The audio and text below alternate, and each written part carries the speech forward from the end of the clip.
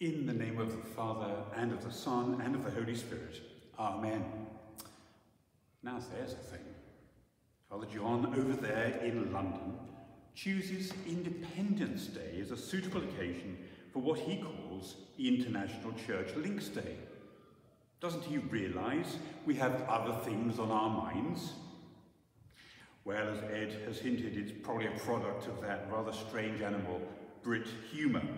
So here I stand, here in St James's in Islington in London, simply delighted to be given the opportunity of sharing July the 4th with you, and the chance to explain a little of what I hope this occasion might mean.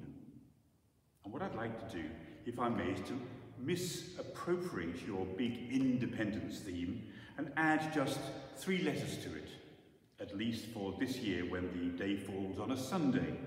My word is less independence and rather more interdependence. Whatever else the Christian tradition is about, it's about stories.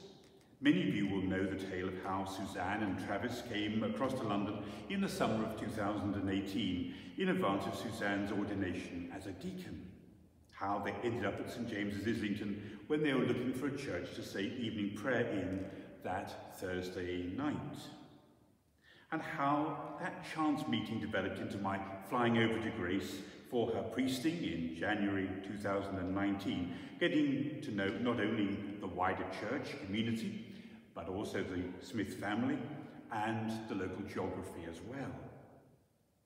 And that has grown hugely since technology has made it possible for us here to share in your noonday prayers on Wednesdays, which of course is 6 o'clock in the evening for us.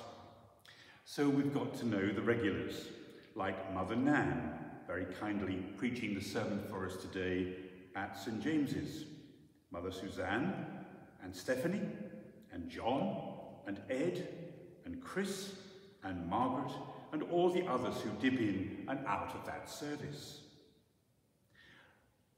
But why would we bother? What is the value beyond the fact that technology makes it possible? Father's Day here in the United Kingdom was on June the 20th, and I think it's the same for you. And for a present, my older daughter Sinead bought me Great Circle, a book by the American author Maggie Shipstead.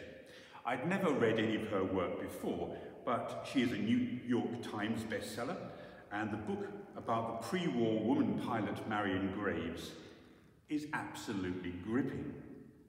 Just this morning, as I sat in the garden over a very early cup of coffee, I was taken back to Gastown in Vancouver, which I visited a few years back, and backwards and forwards to heaps of other places I'd never really heard of.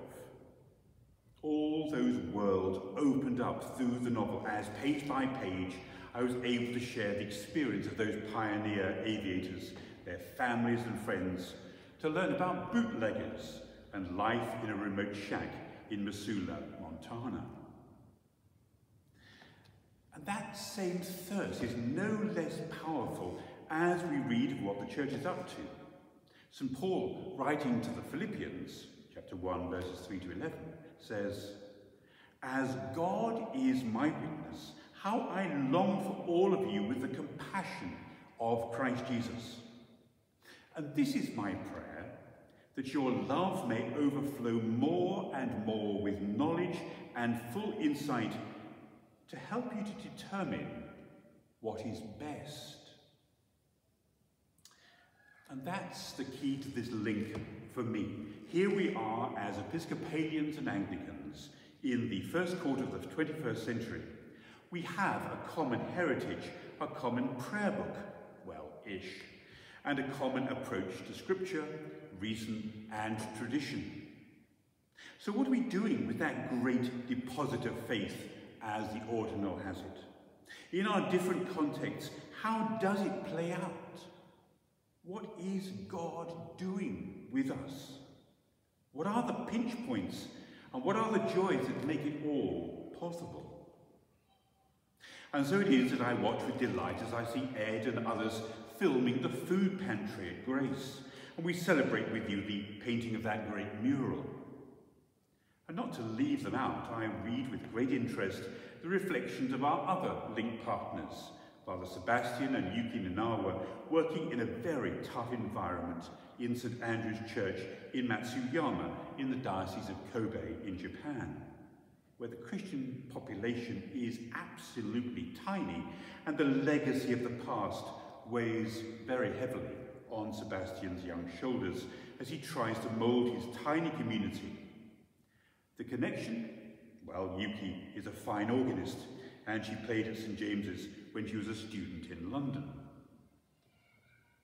And if we Christians are great storytellers, then we're also great travellers, sometimes physically, as in the missionary journeys of St. Paul, or when I was able to be at Grace, but also spiritually and mentally.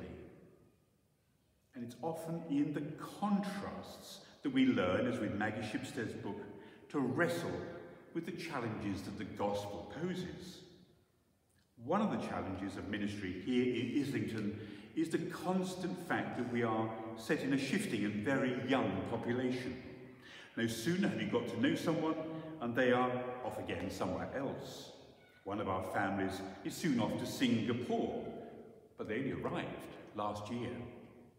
So the task here is to do all we can to make people welcome, to open doors, to share experiences and insights, and then let them go again, hopefully re-energized in their Christian faith, but also willing to start all over again in whatever church they find themselves.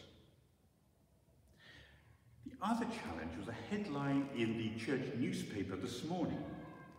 Apparently, the aim of the church growth specialists is to grow 10,000 new lay-led churches in this country over the next 10 years.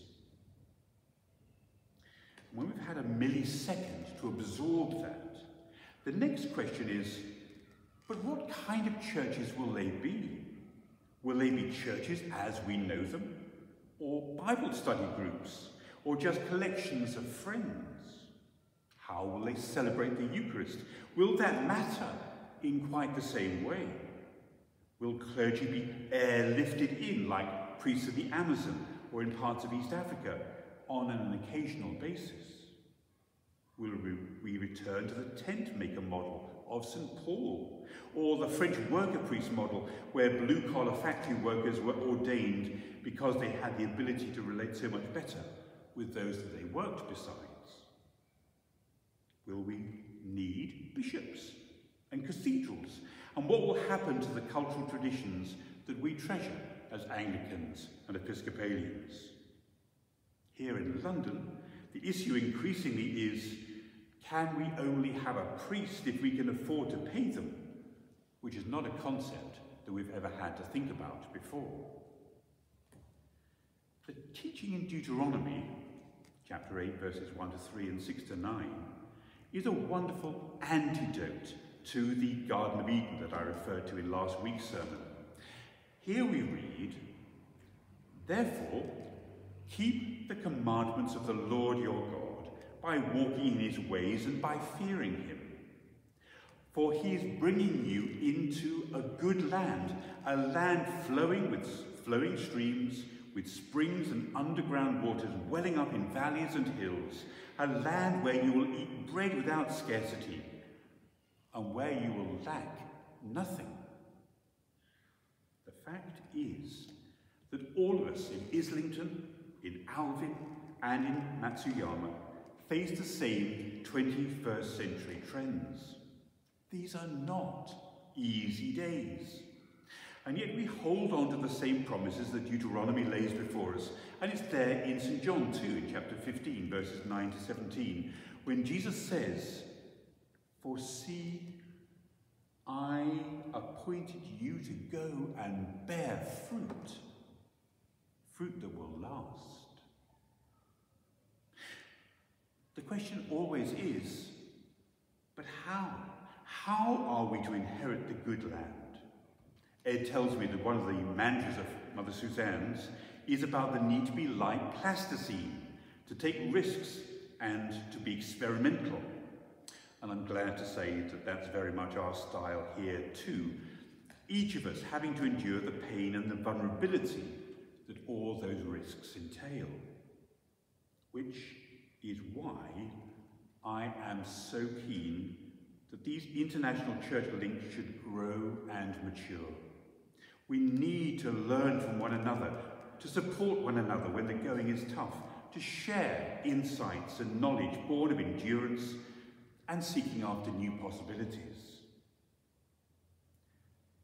This isn't just nice and pleasant, though it is that, of course. It's what it means to be part of the one Catholic and Apostolic Church, committed not to independence, because independence removes the shackles of restraint and growth, but to interdependence, the place of safety where, from our own place and in our own time, our love overflows more and more with knowledge and full insight to help us to determine what is best. As one of our psalm prayers says, freed from our isolation, O Lord, may we find in one another new love and new hope. From us all here at St. James's, Islington, our love, our hope, and our desire to work even more closely together in the months and years to come. May God bless all of you.